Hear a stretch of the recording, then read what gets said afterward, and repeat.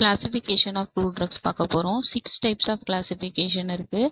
அல்ஃபாபெட்டிக்கல், morphological, chemical, taxonomical, pharmacological, chemotaxonomical. Alphabetical means A to Z வரைக்கும் classify பண்ணியிருப்பாங்க. A means aloes, B means belladonna, C means colchicum. Next வந்து morphological classification. Morphological means நம்ம பார்த்து explain பண்ணுது. Size, colour, shape வச்சு plant பார்ட்ஸை வச்சு explain பண்ணுவோம்.